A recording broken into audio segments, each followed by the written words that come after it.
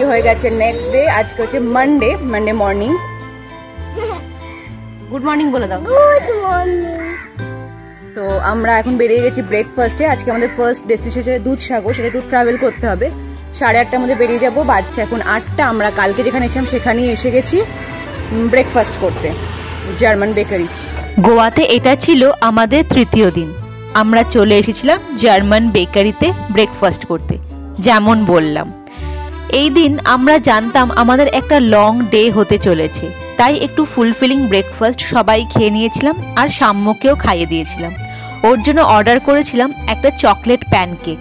জানি খুব একটা ভালো জিনিস নয়, কিন্তু এক আধ দিন চলতেই পারে। বাড়িতেও বিশেষ এইসব পায় না। খুব মন দিয়ে খাচ্ছিল, নিজে নিজেই খেয়েছে বেশ খানিকটা। আর বাকিটা আমরা নিয়েছিলাম, ক্যারি করছিলাম সাথে, যাতে দুপুরে লাঞ্চে একটু দেরি হলে ওর খাবারটা সাথে থাকে। কিন্তু তখন তো জানতাম না কপালে কি আছে, সারাদিন আমাদের লাঞ্চই জোটেনি সেদিন। যাই হোক, সেই প্রসঙ্গে পরে আসছি। তো আমরা এখন বেরিয়ে গেছি দুধসাগর ওয়াটারফলস দেখতে যাওয়ার জন্য। মোটামুটি সবাই আমরা লাগেজ নিয়ে বেরিয়েছি। আমরা আজকে নর্থ গোয়াতে চেক ইন করবো অন্য হোটেলে। সাউথ গোয়া থেকে আমাদের টাটা বাই বাই। না বলবে কিছু? বলো, কি বলবে?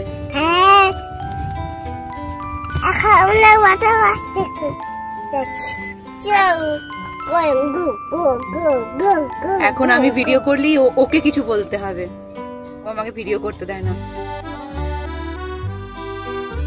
বলবে আর কিছু না, টাটা করে দেবে। বলো আর কি বলবে, বলো। গাড়িতে চেপেছো?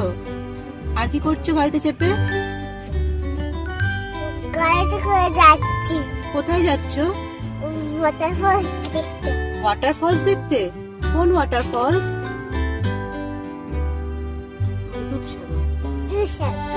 দুধসাগরে কি দুধ পাওয়া যায়? বেশ, টাটা করে দাও। টাটা। মোটামুটি কিছুটা রাস্তা আমরা গেছিলাম জনপদের মধ্যে দিয়ে, তারপরেই ঢুকে পড়েছিলাম জঙ্গলের মধ্যে। দুধসাগর জলপ্রপাতটি জঙ্গলে ঘেরা একটি জলপ্রপাত, অবশ্যই ভীষণ সুন্দর দেখতে। আর আমি খুব শিওর না, বাট এটা ভারতের উচ্চতম জলপ্রপাতগুলির মধ্যে একটা। আপনি যদি ট্রেনে করে গোয়া যান, তাহলে আপনি ট্রেন থেকেই এই জলপ্রপাতটি দেখতে পাবেন। দুটো স্টেশনের মাঝখানে এই জলপ্রপাতটি দেখা যায়, এবং হয়তো এর কারণেই ট্রেনটি ওই জায়গায় একটু আস্তে আস্তে চলে বা থেমে যায়।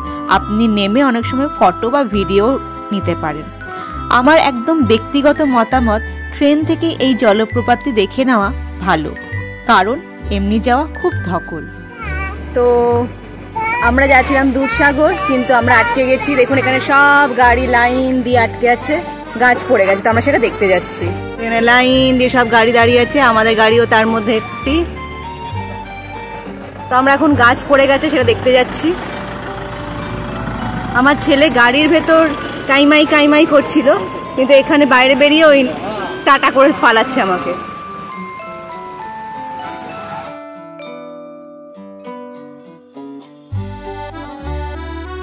এই দেখুন, বিরাট একটা গাছ পুরো রাস্তার ওপর পড়ে গেছে। আর পড়বি তো পর, একেবারে ইলেকট্রিকের তার সমেত জড়িয়ে মরিয়ে পড়েছে। তাই ওখানে সবাই ভয় পাচ্ছিল যে ইলেকট্রিক তারের কারণে কোনো বড় বিপদ না হয়ে যায়। যাই হোক, খুব তাড়াতাড়ি ওখানকার পুলিশ আর দমকলের গাড়ি চলে এসেছিল। তো দেখুন, আমাদের মতো আরও অনেকে দাঁড়িয়ে আছে গাছ কাটা দেখার জন্য। এখানে 90% লোকই ট্যুরিস্ট, তারা সবাই যাচ্ছে দুধসাগর জলপ্রপাতটি দেখতে। প্রথমে দেখুন, গাছের আশেপাশে ছোট ছোট ডালগুলো কেটে নিয়ে তারপরে বড় গুঁড়িটাকে কেটে সরিয়ে দিচ্ছিল। লোকজন কিন্তু ওখানে খুবই তৎপর। মনে হচ্ছিল কত না জানি সময় লাগবে, কত না জানি যানজট সহ্য করতে হবে, কিন্তু আধ ঘন্টার মধ্যেই পুরো রাস্তা ক্লিয়ার হয়ে যায় এবং আমরা চলে গেছিলাম দুধসাগরের উদ্দেশ্যে। আর বেশিক্ষণ সময় লাগেনি, এটা দুধসাগর থেকে খুব বেশি দূরে ছিল না। এই সুযোগে সবাই রাস্তার উপর ভিডিও, ফটো এইসব তুলে সময় কাটাচ্ছিল, আমরাও তুলেছিলাম। এখনকার যুগটাই তো জানেন, সবাই রিলস বানাতে কত ভালো লাগে। আর ওই ফাঁকা রাস্তার ওপর বসে লোকজনের পোজ দেওয়া দেখতেও বেশ মজা লাগছিল। যাই হোক, একটা নতুন রকমের এক্সপিরিয়েন্স হলো। এই দেখুন, রাস্তা মোটামুটি পরিষ্কার হয়ে এলো বলে তো ফাইনালি আধ ঘন্টা পর গাছ সরেছে এবং আমরা আবার স্টার্ট করেছি, দুধসাগরের দিকে যাচ্ছি। সামকে জামা টামা খুলে দিলাম, ঘেমে গেছিলো, আবার ওকে পরিয়ে দিতে হবে।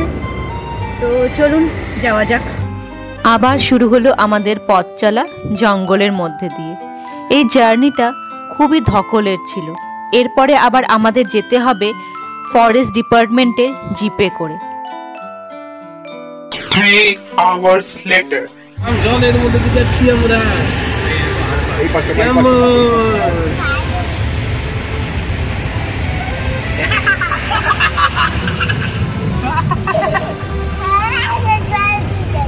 আমরা জল দিয়ে ছিল না, বাবাকে দেখে এনার্জি বাড়লো, বাপরে বাপ।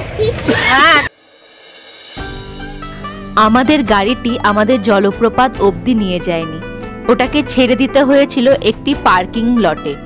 এখান থেকে ফরেস্ট ডিপার্টমেন্টের জিপ গাড়ি আমাদের পৌঁছে দেবে একেবারে দুধসাগর জলপ্রপাত অবধি। তার জন্য আমরা আগের দিন অনলাইনে টিকিট কেটে রেখেছিলাম। 5 জনে লেগেছিল মোটামুটি 3000 টাকা। পেয়েছিলাম একটা গোটা জিপ গাড়ি, কিন্তু অনলাইনে টিকিট কাটা সত্ত্বেও ব্যাপারটা ছিল বেশ সময় সাপেক্ষ। জিপ অ্যালটমেন্টের জন্য আমাদের লেগে গেছিল প্রায় 2 ঘন্টার ওপর। তারপর আর কি, জিপ অ্যালট হলো, সেফটি জ্যাকেট নিয়ে আমরা ঢুকে পড়েছিলাম জঙ্গলে। কিন্তু এখানেই শেষ নয়, এরপর জঙ্গলে ঢোকারও আরেকটি পারমিট আমাদের নিতে হয়েছিল, সেখানেও কিছু টাকা লেগেছিল। তারপর হয়েছিল কিছু মিনিমাল চেকিং। যাই হোক, সব কিছু মিটিয়ে আমরা ঢুকলাম জঙ্গলে। জঙ্গলের শোভা সে তো বলার অপেক্ষা রাখে না, অপূর্ব সুন্দর।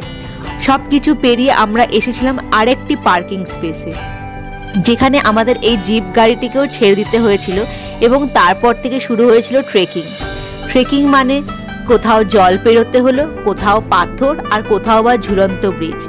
ব্যাপারটা খুব কঠিন ছিল না, কিন্তু আমাদের এই ছানাটিকে নিয়ে যাওয়া বেশ কঠিন হয়ে গেছিল, কারণ তাকে কোথাও কোলে, কোথাও ঘাড়ে, কোথাও হাঁটিয়ে, কোথাও ঝুলিয়ে নিয়ে যাওয়া হয়েছিল। সে বেশ মজার ব্যাপারও ছিল। যাই হোক, ট্রেক করে করে আমরা ফাইনালি পৌঁছে গেছিলাম দুধসাগর জলপ্রপাতের সামনে। একেবারে সাদা জলপ্রপাত, সেই জন্যই বোধহয় এর নাম দুধসাগর। তাও আমি বলবো এতটা ধকলের পরে এটা আমার কাছে ব্যক্তিগতভাবে ওয়ার্থ ইট লাগেনি। এর থেকে আরো সুন্দর সুন্দর জলপ্রপাত আমরা কেরালাতে দেখেছি, তাই বলে এটার সৌন্দর্য কোনোভাবেই কম হয়ে যায় না। এত মানুষ আসছে, দেখছে, তার নিশ্চয়ই একটা দাম আছে। যাই হোক, আমার সাথে আপনারাও এনজয় করুন এই দুধসাগর জলপ্রপাত।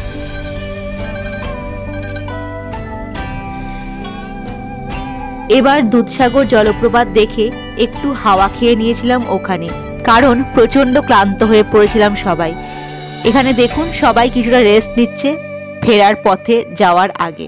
তারপর আর কি, ফেরার পথ ধরলাম, তারপর উঠে পড়লাম জিপে। এখন আমরা যাচ্ছি সামথিং মঙ্গেশী টেম্পল, তারপর আমরা হোটেলে চলে যাব, যেটা মিরামার বিচের কাছে।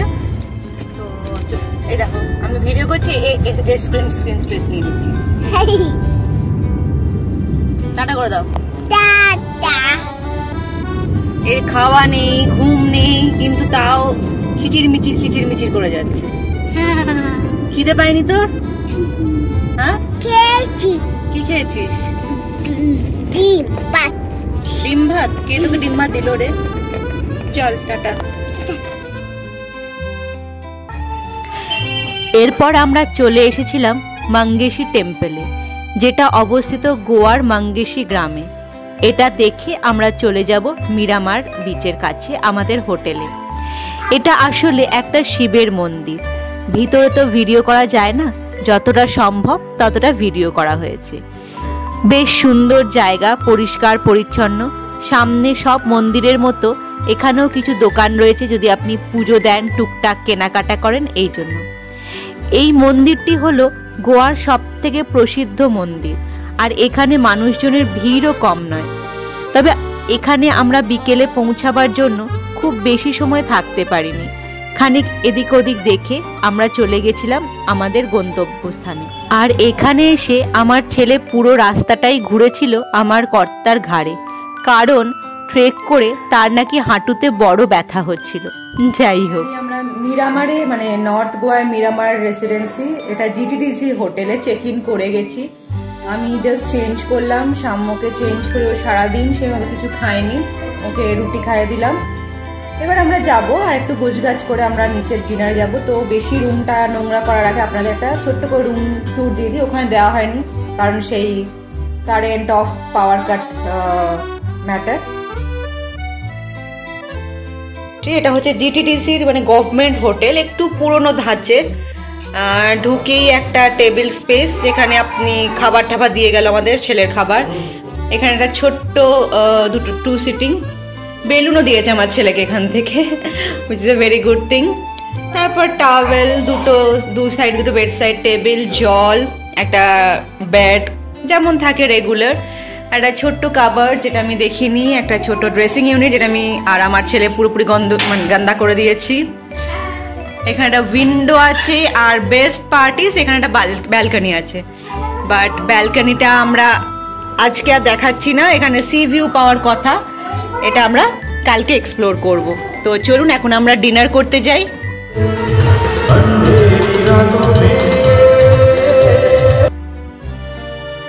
এই মিরামার রেসিডেন্সির ইন হাউস রেস্টুরেন্ট ফুডল্যান্ড রেস্টুরেন্টে আমরা রাতের ডিনার সেরে নিয়েছিলাম, আর এখানেও লাইভ মিউজিক শুনছিলাম। তো এই করেই আমাদের দিনটা কেটে গেল। দেখা হবে